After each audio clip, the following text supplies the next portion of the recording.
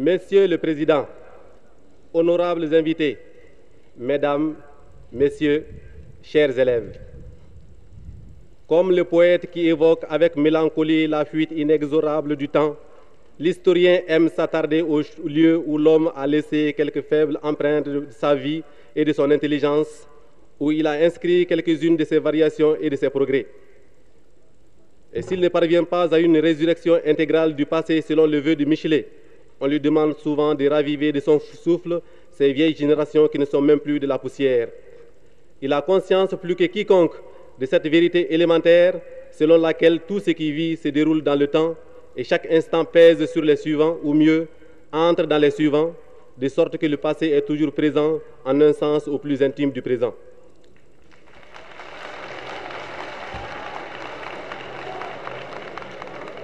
Une société où l'on ne parlerait jamais du passé ne se conçoit pas.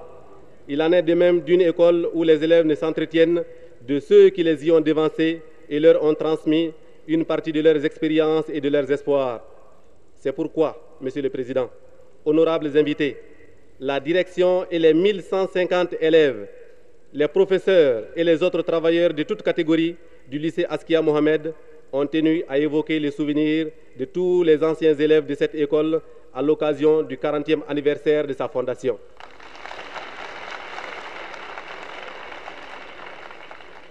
L'insigne honneur me revient à moi, ancien élève de cet établissement et élément de transition entre la vieille et la nouvelle génération, d'accueillir au nom de mes collaborateurs de l'administration, au nom de mes collègues professeurs, au nom de mes élèves et en mon nom personnel, tous ceux qui ont fréquenté cette école. Anciens élèves de notre établissement, depuis quelques années, voire depuis plusieurs dizaines d'années, beaucoup d'entre vous n'ont jamais franchi le seuil de cette maison, soit parce qu'ils ne trouvaient plus d'intérêt à la visiter, soit parce qu'ils étaient hantés par les souvenirs des cerbères hargneux, gardiens des enfers.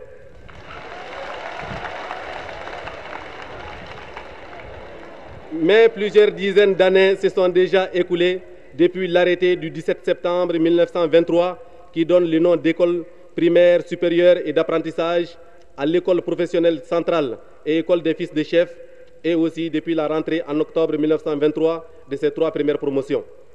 Les exigences du calendrier scolaire nous ont incités à célébrer en ces jours, 13 juin 1963, le 40e anniversaire de notre école qui, par ses origines, est la plus ancienne école officielle de langue française en République du Mali. L'histoire de notre établissement est un peu celle de l'enseignement français dans notre pays.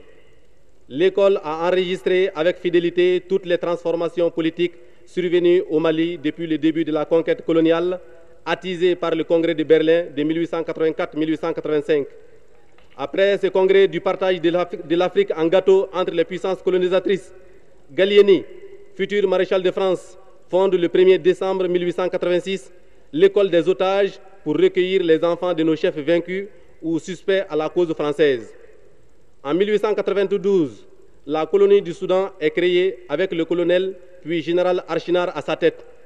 Le 7 décembre 1875, l'école des otages devient l'école des fils de chef où entre le 16 avril 1896, à l'âge de 11 ans, M. Daba Keïta, père du président Modibo Keïta, le 8 juin de la même année, Bassirou Ba, père du camarade Ousmane Ba, ministre de l'Intérieur, de l'Information et du Tourisme, le 28 avril 1898, Adaman Traoré et son frère Souleymane Traoré, fils du roi du Kénédougou, Babemba, roi de Sikasso, mort 10 jours auparavant pour avoir préféré le suicide au déshonneur.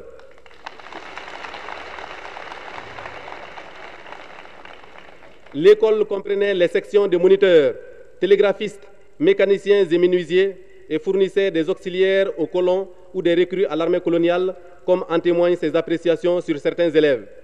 Ne montre des dispositions que pour faire l'exercice militaire, comprend bien, parle horriblement mal, écrit comme un chat et n'entend rien du tout au calcul. Bon pour faire un tirailleur le plus tôt possible. Autres appréciations. Encore un qui sera, je crois, plus bête que méchant. Je le crois assez disposé à faire parade de sa force avec les plus faibles. Il poitrine depuis qu'il est homme tout à fait. Il sera un très bon auxiliaire pour un Européen. Il est très dévoué. On peut lui faire faire tout ce que l'on veut. Il me paraît du reste une brave brute. Le métier de soldat ou d'alcati lui irait assez bien. Le 1er janvier 1900, le Grand Soudan, vaste de 3 millions de kilomètres carrés, est disloqué et cède à la Guinée les territoires à l'est du Fouta Djallon, constitués par les cercles de Denguiraï, Sigiri, Kouroussa et Kankan, à la Côte d'Ivoire les territoires formés par Bouaké, Séguéla, Beila, Kissidougou, Odjéné, Korogo, agrandissant cette colonie de moitié. Au Dahomey, tout le gourmand, comprenant les provinces de Fada, Djepaga et Saï. Il prend le nom des territoires du Haut-Sénégal et Moyen-Niger, avec Kaï pour chef-lieu, et conserve les territoires du Niger et de la Haute-Volta. La même année, l'école des fils de chefs de Kaï prend la dénomination d'école des fils de chefs et école professionnelle de Kaï avec les mêmes sections. L'essentiel était toujours de savoir lire, écrire et compter jusqu'à 10 ou un peu plus en français. En 1907, le palais de Koulouba, commencé en 1903, est terminé et Bamako devient la capitale du Haut-Sénégal et Niger. L'école des fils de chefs et école professionnelle de Kaï est transférée le 20 août 1915 à Bamako, à l'école de la Liberté, ancien foyer des Métis, et devient l'école professionnelle centrale et école des fils de chefs.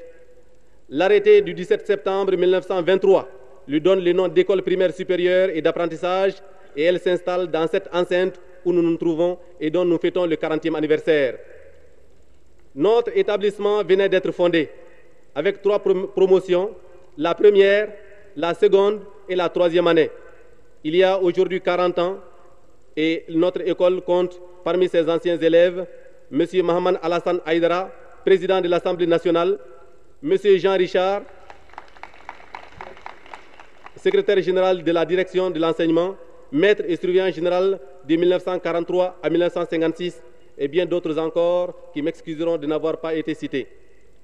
La décision 1134 du 10 juin 1931 lui attribue l'appellation d'école Terrasson de Fougères en souvenir de Henri Terrasson de Fougères, gouverneur du Soudan de 1920 à 1931, réalisateur de certains grands travaux à Bamako et au Mali, est mort à la suite d'un accident d'automobile le 5 mai 1931 à Makon, ville du poète Lamartine. De nombreux arrêtés ont modifié l'organisation de notre établissement.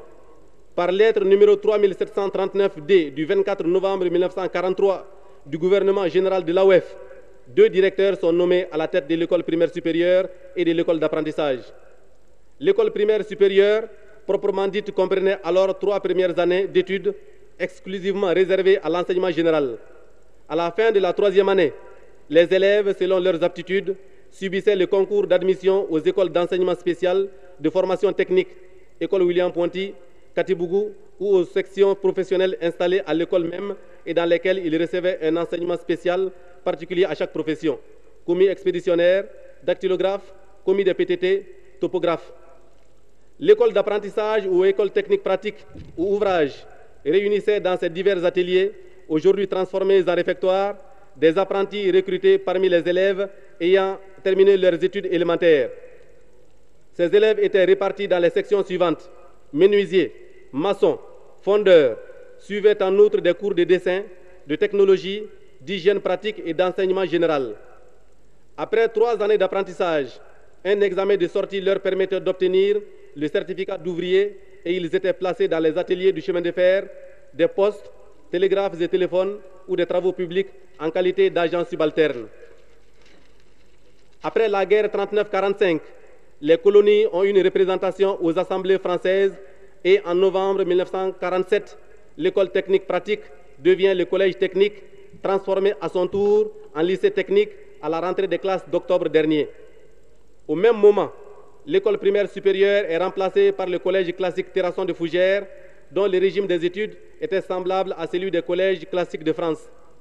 Cette création marque la dernière étape de transformation du lycée transformation en lycée en 1949 de l'ancienne école des otages, née au Soudan il y a 77 ans, en 1886. D'autres événements vont encore marquer la vie du lycée. Septembre 1960, accession à l'indépendance de la République du Mali. Décembre 1961, le nom de Terrasson est effacé, remplacé par celui d'Askia Mohamed, empereur du Songhai de 1493 à 1528, l'une de nos gloires nationales, un mécène qui, il y a 4 siècles et demi, avait répandu l'instruction et la culture sous toutes ses formes dans notre pays, développé les universités de Tombouctou Guinée et Gao, qui eurent une renommée mondiale tout en maintenant la paix, la prospérité et l'unité politique de l'Ouest africain.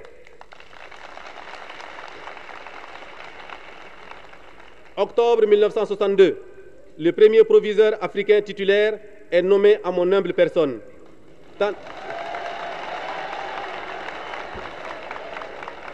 Tandis que la réforme de l'enseignement, bouleversant toutes les structures et les objectifs scolaires de la période coloniale, est intégralement appliquée au lycée Askia Mohamed. Juin 1963, les élèves du lycée Askia se présenteront aux examens nationaux pour obtenir les diplômes exclusivement maliens, baccalauréat et diplôme d'études fondamentales. 40 années se sont écoulées depuis la création de cette école en 1923, depuis que les 3 premières promotions ont franchi la porte d'honneur pour la première fois en octobre 1923.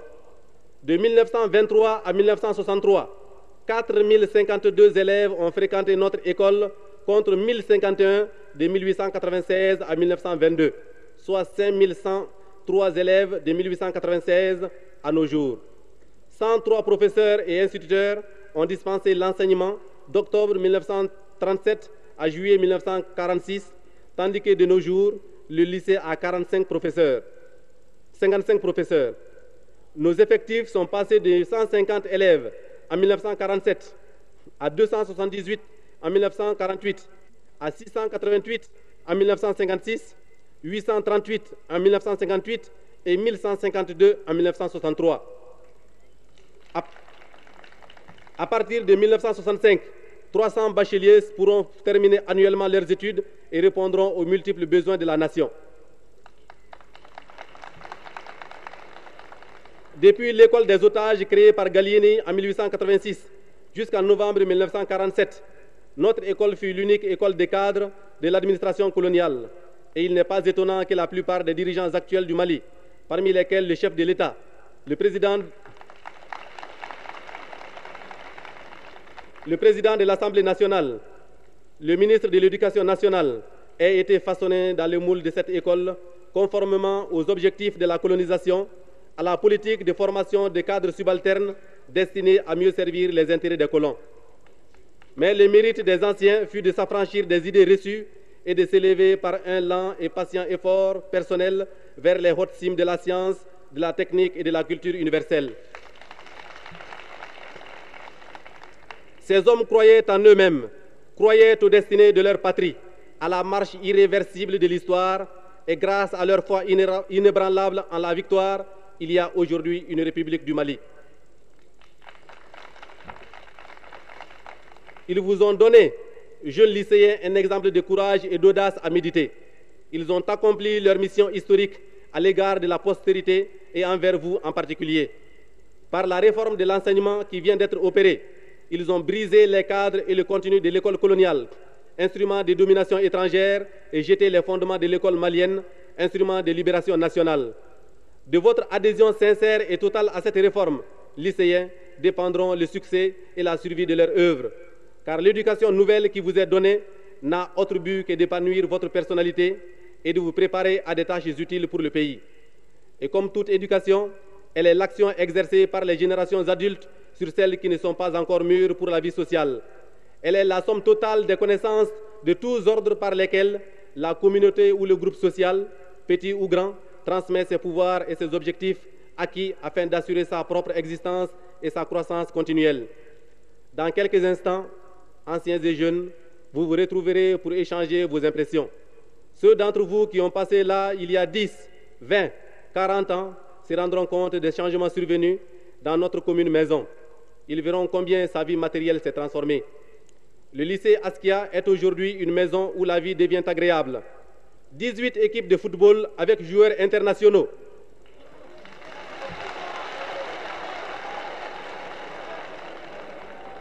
Et plusieurs coupes remportées.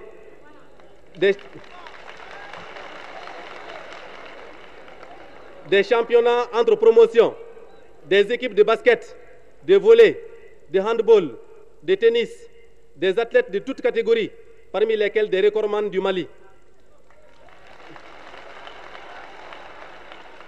des judokans, des pionniers, des élèves parachutistes qui effectueront très bientôt leur premier saut avec l'accord de leurs parents animent notre établissement en dehors des heures de classe. Le lycée a été le premier établissement du Mali à former sa propre équipe d'opérateurs de cinéma et projette une fois par semaine des films variés destinés à compléter l'éducation.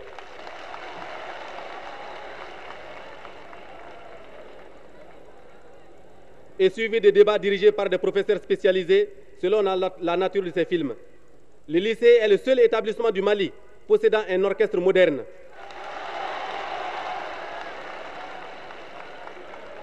Il a sa propre coopérative où chaque élève peut acheter à des prix modiques les boissons fraîches et non alcoolisées et certains articles de toilette. Il dispose depuis janvier d'une infirmerie avec 12 lits de repos pour les malades et un infirmier permanent donnant les soins urgents. Il demeure une grande pépinière de cadres recevant fréquemment des visiteurs de marque. Pendant le régime colonial, il a reçu de 1923 à 1947 23 généraux français, 2 maréchaux de France, Franchet d'Espéré et Pétain en 1923, le général Weygand, des hommes de lettres de nationalités diverses, dont le romancier Albert Londres en février 1928, André de Maison en mars 1931. 4 ministres français, le président de la République française, M. Vincent Auriol en 1947, 10 inspecteurs généraux de l'enseignement, des délégués de la Société des Nations en 1928, Emmanuel de Marton, éminent géographe, 11 docteurs en médecine, des professeurs de médecine vétérinaire, le botaniste Auguste Chevalier, professeur au Muséum d'histoire naturelle, des financiers, des ingénieurs, des avocats, des journalistes, des missions Peugeot, Pathé pour le cinéma, des caravanes de la Ligue maritime et coloniale furent de ses hôtes. Au cours de cette année scolaire, le chef de l'État du Mali, ancien élève, ancien surveillant général et ancien maître de l'école, nous honora d'une visite, tandis que de nombreux visiteurs étrangers arrivaient à leur tour. Voilà, Monsieur le Président et honorables invités, le lycée Askia Mohamed, après 40 ans d'existence. Dans cette journée de souvenir, certains d'entre vous ont retrouvé ou retrouveront des amis dont ils sont séparés depuis plusieurs années. Leurs voisins, ils retrouveront leur place, leurs voisins, leur place en classe, au dortoir, au réfectoire. Ils se rendront compte qu'ils ont vécu là quelques-unes des plus belles années de leur existence. D'autres, au contraire, chercheront en vain ceux qui folâtraient avec eux dans la poussière de l'internat et ne peuvent plus aujourd'hui soulever la paupière sous le poids de la terre qui les a engloutis. À la mémoire de tous nos disparus, qui sentiront couler sur le sol enfermant leurs restes des mots partis du cœur et des larmes amies, je voudrais qu'on observe une minute de silence. Leurs amis et leurs voisins dans cette assistance sont comme le poète Lamartine s'écriant au bord du lac de ses amours, de ses grands amours perdus. Ô temps, suspends ton vol, et vous, heure propice, suspendez votre cours.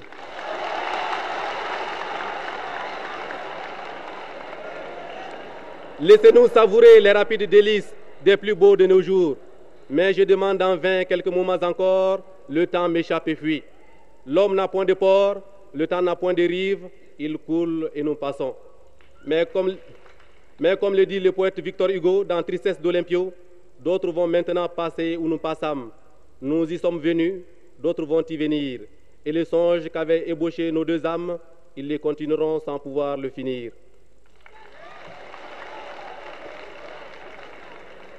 Ce songe pour nous tous doit être conforme aux intérêts supérieurs de notre patrie, à la devise et aux idéaux de notre République démocratique, de notre société socialiste, dont chaque membre pourra dire, comme un philosophe du XVIIIe siècle dans ses pensées, « Si je savais quelque chose qui me fût utile et qui fût préjudiciable à ma famille, je le rejetterais de mon esprit. Si je savais quelque chose qui fût utile à ma famille et qui ne le fût pas à ma patrie, je chercherais à l'oublier. Si je savais quelque chose utile à ma patrie et qui fût préjudiciable à l'Afrique et au genre humain, je le regarderais comme un crime. »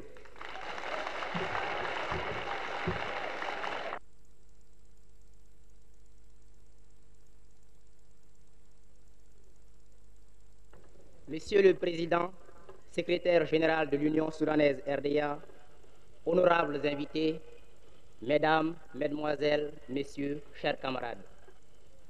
Permettez-moi d'abord de vous remercier au nom de tous les élèves du comité scolaire du lycée Askia Mohamed, d'avoir bien voulu assister en aussi grand nombre à cette soirée commémorant le 40e anniversaire de notre établissement. Manifestation qui, j'espère, donnera l'opportunité aux anciens de faire une communion avec les nouveaux et aux autres de vivre une des plus grandes manifestations scolaires avec l'éminente personnalité du chef de l'État, ancien élève du lycée lui aussi.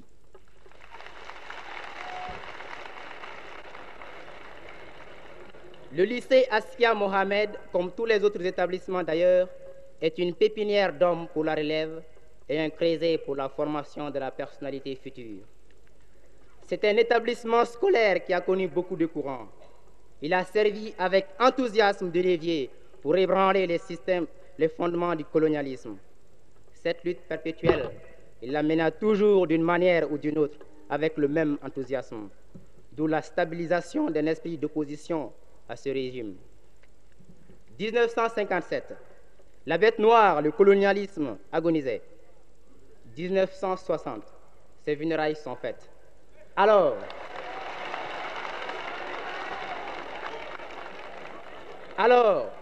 il fallait que cet esprit d'opposition au régime désuet se reconvertisse en esprit de collaboration avec les dirigeants africains nouveaux dans une perspective nouvelle.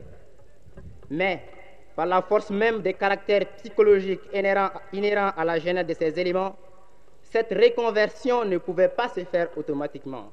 Il fallait du temps.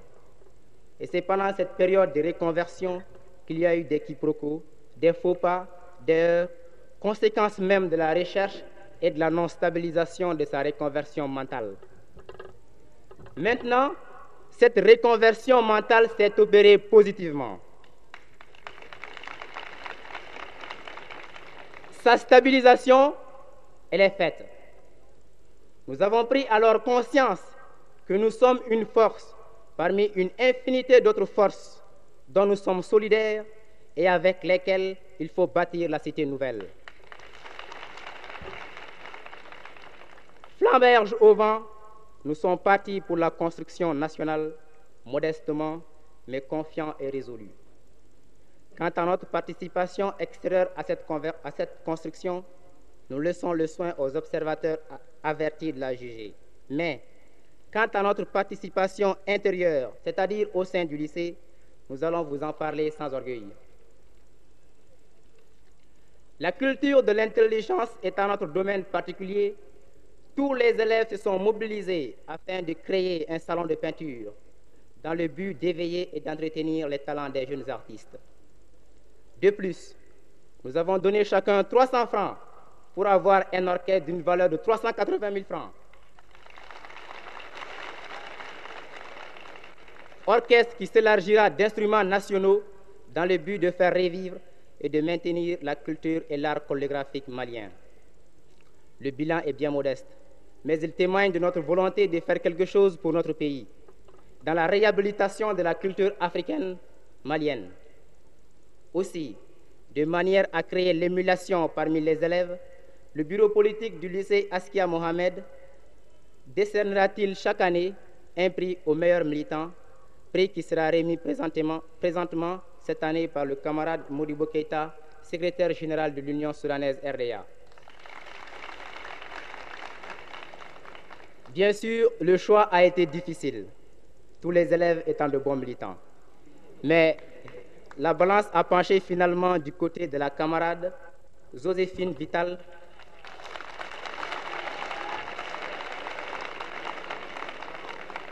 pour son assiduité, sa constante, sa ponctualité et sa bonne volonté dans toutes les manifestations du lycée.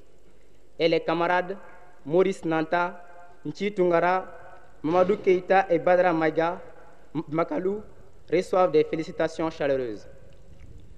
Monsieur le Président, honorables invités, Mesdames, Mesdemoiselles, Messieurs, chers camarades, nous, élèves du lycée Askia Mohamed, nous savons la tâche qui nous attend dans la reconstitution et la récollection de notre patrimoine culturel dénigré par une civilisation dite supérieure.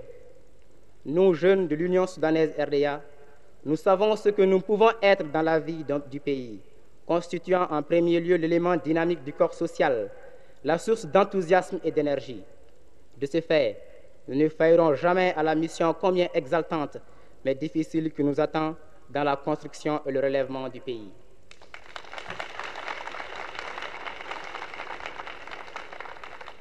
Mademoiselle, la camarade Joséphine Vital est priée de venir prendre ses feuilles.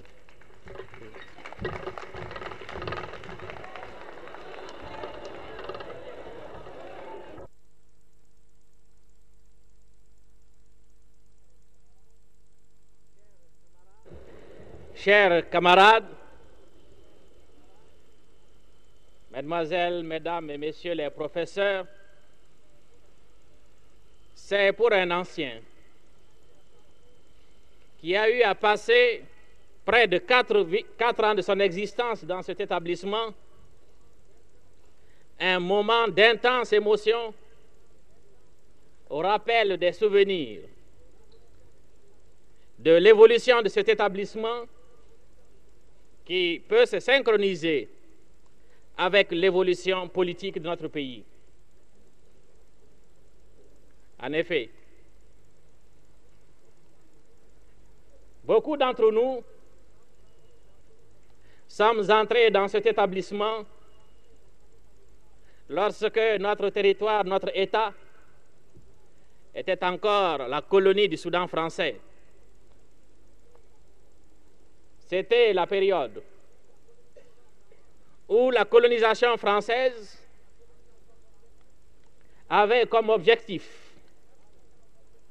l'assimilation à la France, au peuple français, des peuples de toutes ces puissances coloniales, de ces territoires coloniaux. L'enseignement qui était donc distribué avait pour but essentiel de nous empêcher à jamais d'avoir un seul instant le sens de notre personnalité, d'une personnalité quelconque. C'était un enseignement qui était donc distribué pour nous faire perdre notre personnalité africaine et pour nous assimiler à un peuple avec lequel nous n'avions rien de commun, ni géographiquement, ni historiquement, ni ethniquement, et dont la présence était provoquée et maintenue par la force de ses armes. C'est ainsi que bon nombre d'entre nous, avant même d'entrer dans cet établissement, nous avions appris à l'école que nos ancêtres étaient les Gaulois.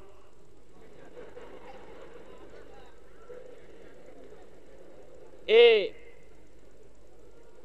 je puis vous assurer qu'à l'époque, à l'école, pour nous, c'était une chose tout à fait normale. Et notre patrie, c'était la France. Et quand après, certains d'entre nous, surtout les premiers, sont devenus des instituteurs, ils ont continué eux aussi à enseigner à d'autres petits Soudanais que leurs ancêtres, c'étaient des Gaulois.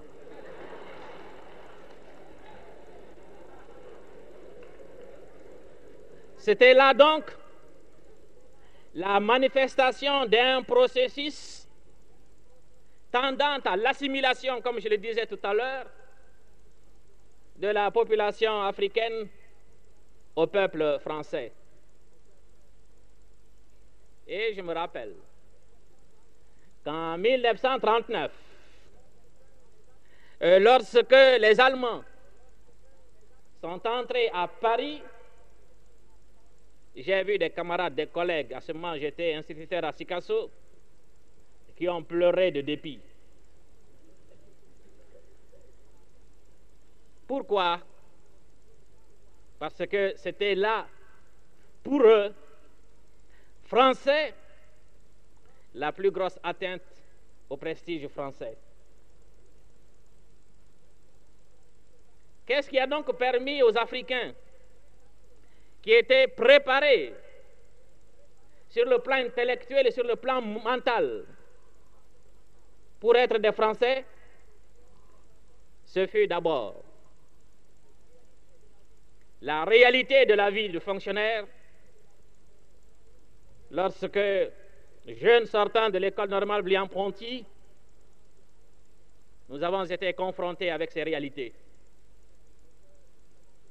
et que nous avons eu la preuve que les slogans de liberté, d'égalité et de fraternité n'étaient que de vains mots pour nous exploiter et nous opprimer. Et notre dignité d'Africains, même si c'était une dignité qui n'avait pas la possibilité de s'exprimer, de s'extérioriser, c'était intérieurement révolté contre la situation qui nous était faite. Et en 1936-37, lorsqu'il y a eu le Front populaire, nous n'avons pas hésité un seul instant à y donner notre adhésion parce que c'était là pour nous l'occasion d'exprimer notre désaccord avec ce qui se passait. Et si l'occasion vous était donnée de tomber sur un de ces vieux journaux, vous verrez des éditoriaux. Le blanc exploite le noir exploite le noir. Bref, c'était là l'expression de la lutte, commencée déjà avec les faibles moyens dont nous disposions contre l'exploitation de l'homme par l'homme. Mais le Front populaire a vécu. Mais il y a eu quand même ce fait positif, c'est que l'élan qui avait été donné à la volonté de certains jeunes de sauvegarder la dignité africaine, de sauvegarder la personnalité africaine, n'a fait que se développer sous le couvert de regroupements, d'associations artistiques ou folkloriques ou sportives, qui était l'occasion pour ces jeunes gens de tracer déjà les voies et moyens par lesquels ils devaient parvenir à faire justement respecter cette dignité africaine. Oh, à l'époque, les ambitions n'étaient pas très grandes. Il ne s'agissait pas de chasser le colonisateur, non. Il s'agissait justement de faire mettre dans les faits, dans la réalité quotidienne, cette trilogie qui était au frontispice des bâtiments, liberté, égalité et fraternité. Et ceci, par la suite, a été, dans une certaine mesure, le creuset des futurs cadres politiques après la dernière Grande Guerre. Notre jeune ami, tout à l'heure, vous a précisé ce que l'administration coloniale voulait faire de nous. Nous avions été préparés donc pour être des instruments du renforcement de sa présence, de son influence. Mais malgré la formation reçue, une partie de notre âme, le tréfonds de notre âme, n'avait pas été atteint. Nous l'avions jalousement gardé, et c'est là parce que quotidiennement, nous étions soumis à des humiliations. C'est ce qui nous a permis à un certain nombre de camarades, en 1945, de nous lancer cette fois, avec les moyens que la légalité nous donnait, contre le système colonial. Aujourd'hui, ce sont ces anciens de Terrasson, dont certains ont eu l'avantage de pousser à l'école normale Briand-Ponty, à l'école de médecine, qui constituent les cadres supérieurs de notre administration et les cadres politiques. À l'école, ils n'avaient pas été préparés pour cela. Ils avaient été préparés pour autre chose. Mais comme l'a dit notre camarade, il a fallu de la part de ses camarades un effort de volonté d'abord pour que la personnalité africaine ne soit pas subjuguée, et ensuite un effort considérable de travail personnel pour pouvoir s'élever aux responsabilités que l'évolution de l'histoire leur a imposées. C'est pour vous, camarades jeunes, qui n'avaient pas connu cette période, qui ignoraient tout des humiliations dont nous pouvons parler et qui peuvent paraître pour vous de la légende, un exemple dont vous devrez vous inspirer. La menace pour les États africains, et qui a été maintes fois signalée par des amis, même en dehors de l'Afrique, c'est la tendance des cadres techniques à se dégager des tâches pour lesquelles ils étaient préparés pour s'orienter vers ce qu'on appelle les activités ou responsabilités politiques. Or, un pays ne peut pas évoluer rien que par la politique, ce n'est pas vrai. La politique décide le cadre. La politique donne les moyens. Mais il faut y mettre le contenu. Il faut que ces moyens soient valorisés par l'apport des techniciens de tous ordres.